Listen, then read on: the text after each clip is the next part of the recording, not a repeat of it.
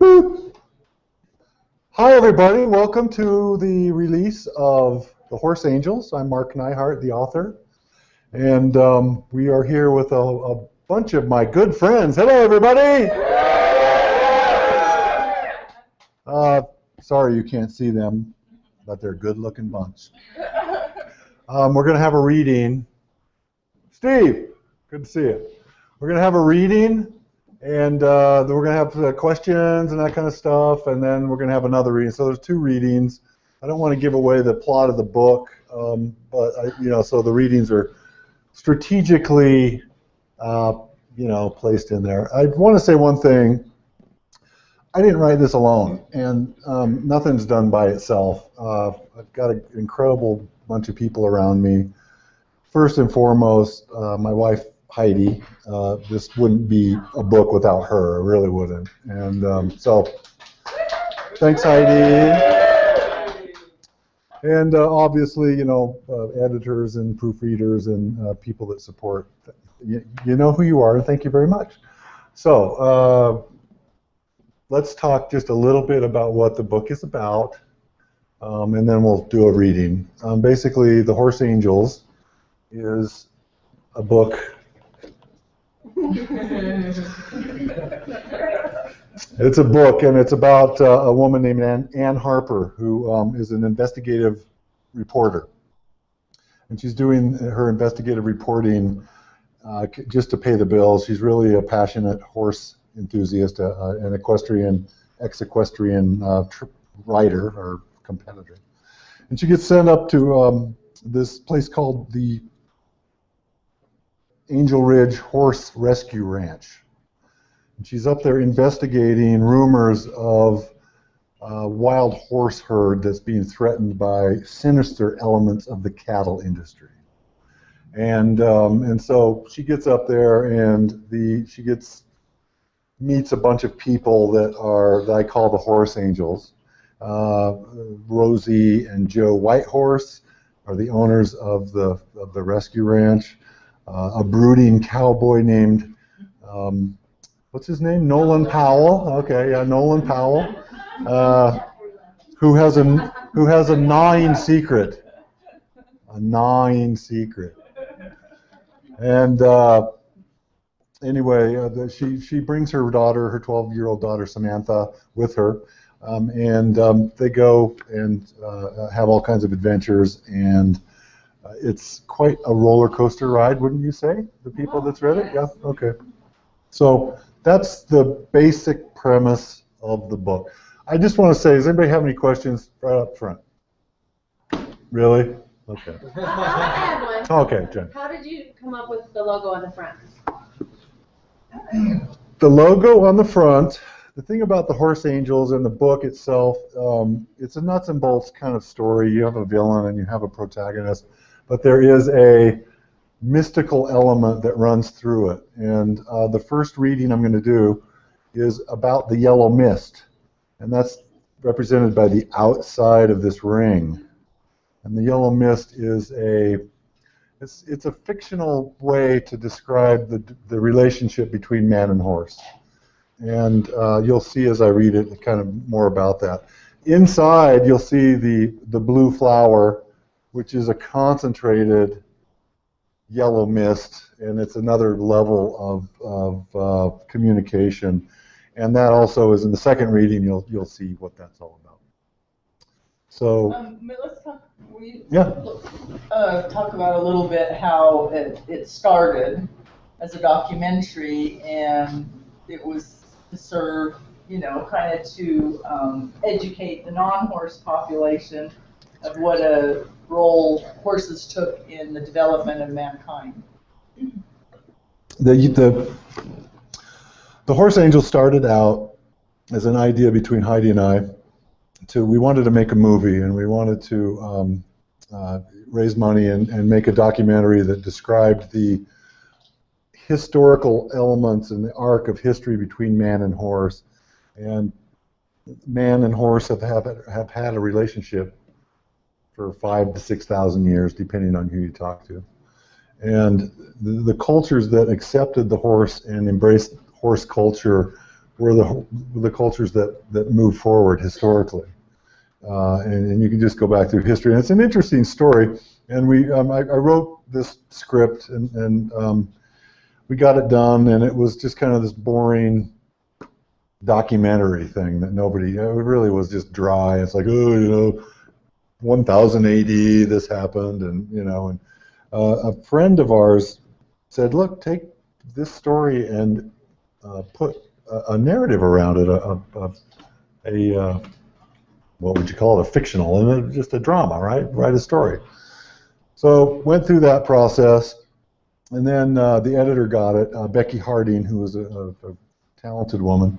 She got a hold of it, and that whole documentary part was just dry and boring. So she cut it all out. And then we have the Horse Angels, so that's what that is. And that's kind of how this all started. But the element remains. This is a story about the relationship between man and horse, and that's the main theme of this book. And as CEO of Premier Equestrian, I'm surrounded by horse culture all the time, and that's really an important part of our life, Heidi and I, and we promote that, the relationship aspect. So I'm going to read a section here. This is the yellow mist, and this is how it's introduced. And what's going on is Samantha and Anne Harper.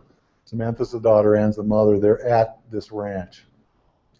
And Anne and Nolan go off to investigate what's going on in the herd, and Samantha is staying at the ranch, and she's with Rosie, who's showing her some cowboy tricks for horse, training.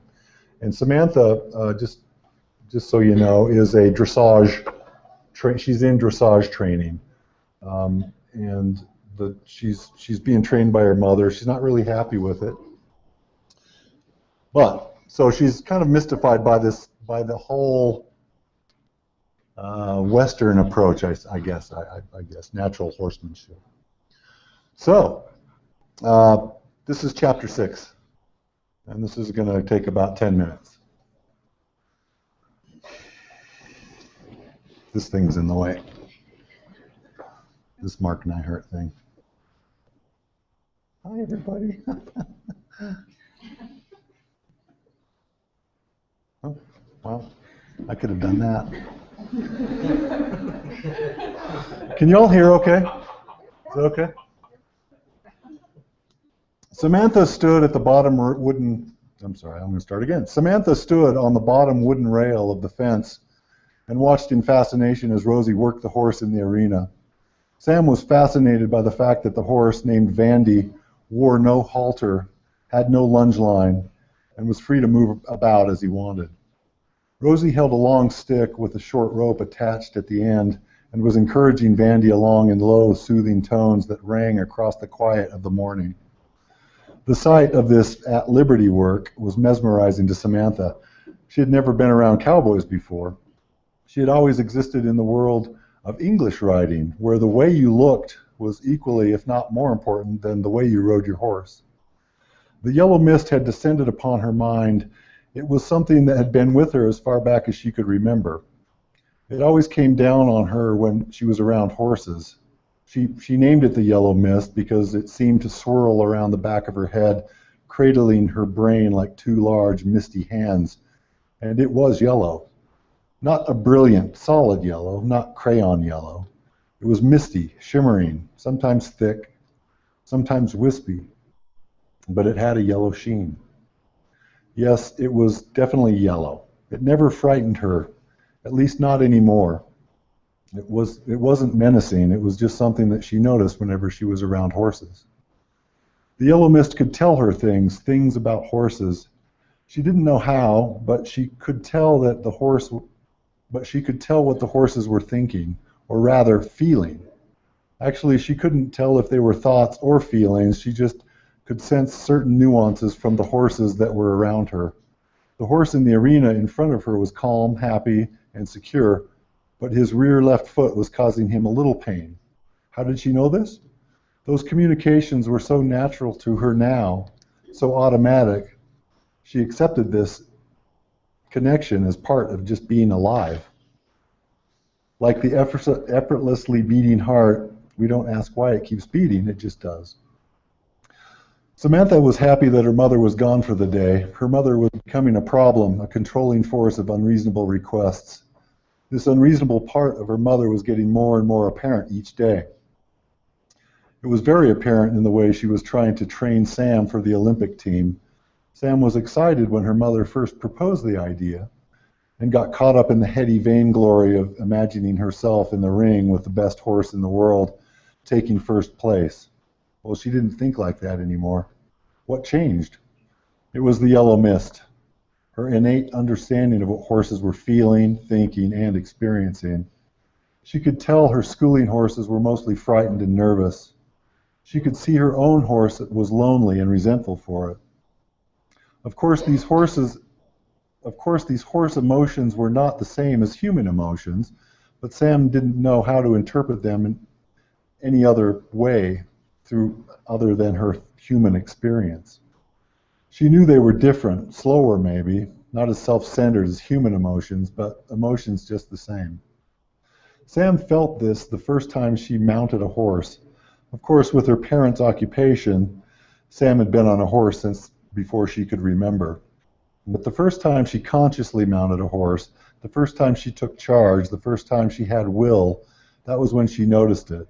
Something slightly different in her perception, something ever so slight. It took years before she would name it the yellow mist. She ignored it really. For the first years it was no concern to the mind of a growing young girl. Preoccupied with school and friends and horses, she didn't bother with the feeling until one day about 18 months ago.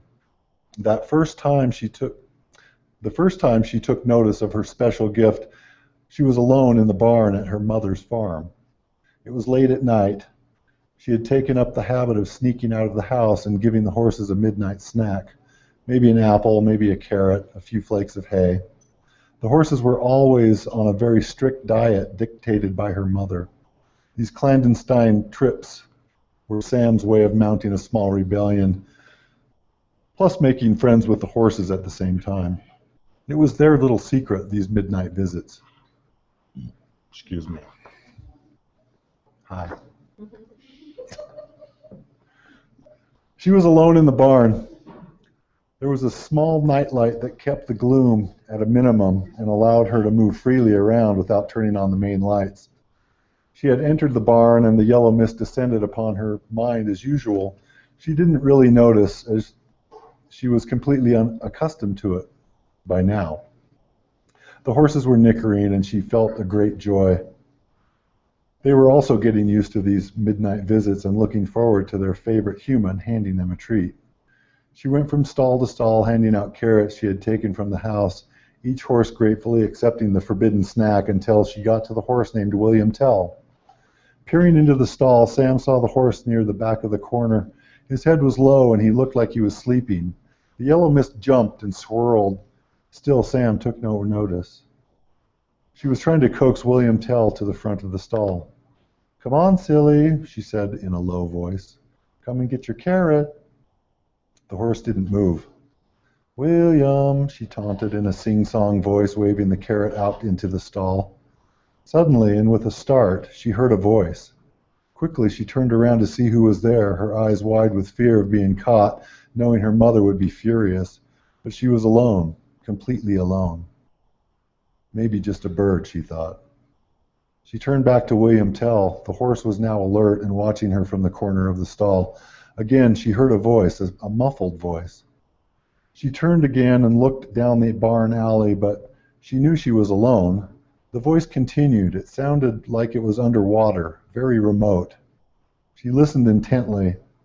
The sounds she heard amidst the midnight silence were the other horses crunching their carrots in the soft, steady cadence. There was a little breeze scraping some outside tree against the side of the barn. There was a humming noise coming from the nightlight, and there was a voice. But the voice, it was coming from within her. She was hearing it in her head.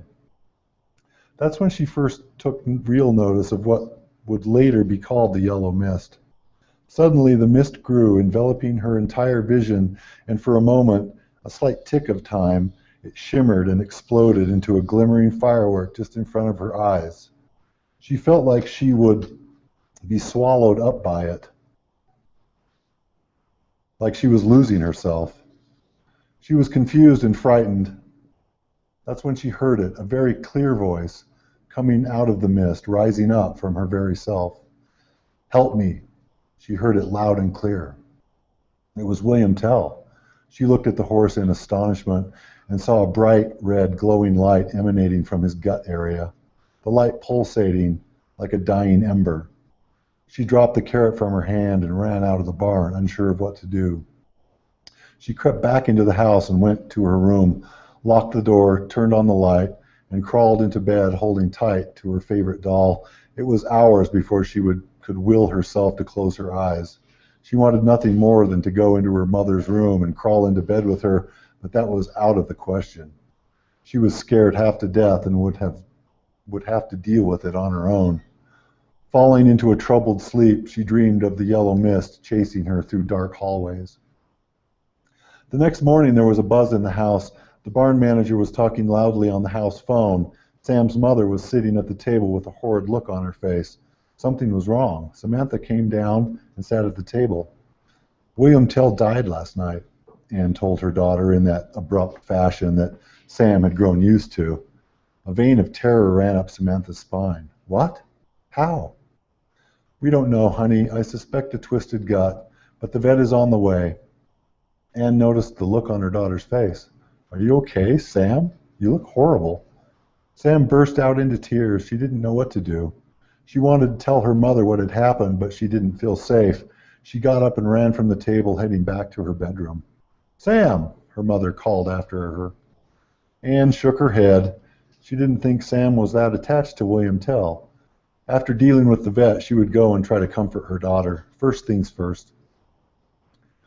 That was almost 2 years ago, when Samantha was 10 years old.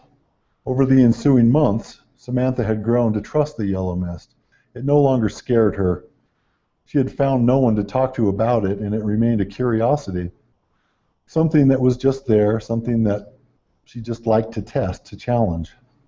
"Samantha!" Rosie called from out of the middle of the arena. "Come out here and give me a hand." Samantha smiled and squatted through the fence, running out to where Rosie stood. Vandy stopped and faced the two. Samantha could tell he was curious and not frightened. "Have you lunged a horse before, right?"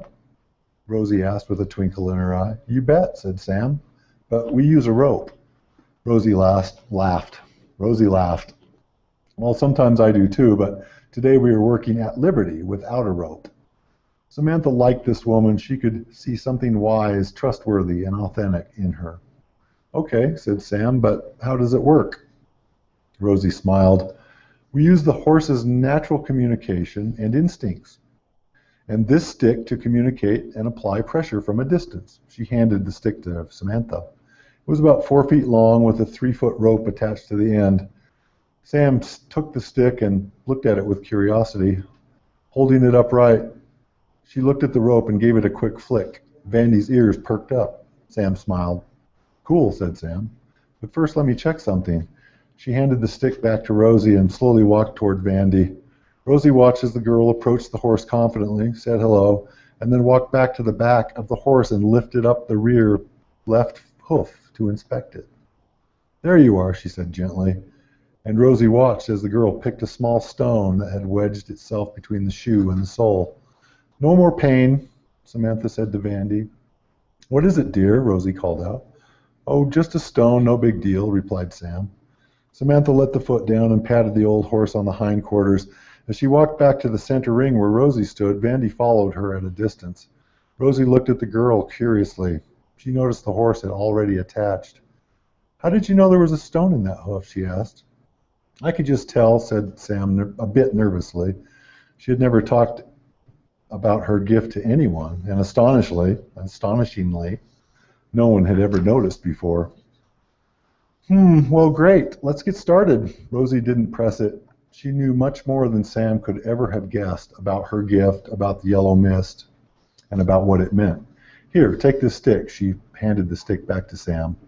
Now, what we are doing here is we're trying to gain Vandy's trust.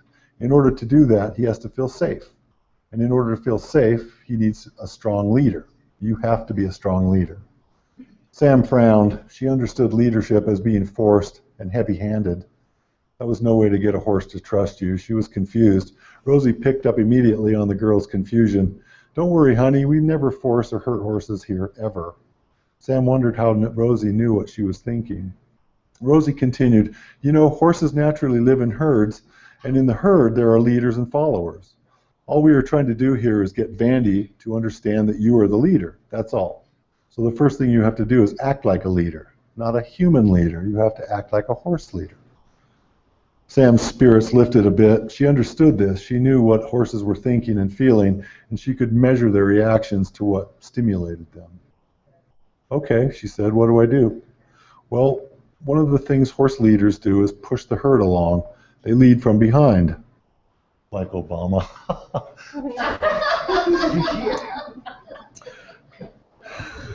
Sorry, I couldn't resist. So what I want you to do is to make the horse move. Just walk behind him and wave the stick to get him to move. Then follow him and keep him moving. This will tell him that you are the leader. Sam understood immediately, but something else happened when she went to engage the horse on this level. The yellow mist started to undulate, slowing and softly bouncing as Sam looked at Vandy. Vandy's ears perked up and the horse trotted up and stopped right in front of Sam. His head dropped and Sam wrapped her arms around the head. Oh, you were such a good horsey, she cooed as she stroked the top of the head. Rosie stood there completely amazed. She had seen this before, a very, very long time ago. Laughing out loud, she proclaimed, well, I guess we can skip this part of the lesson. That's the first reading. So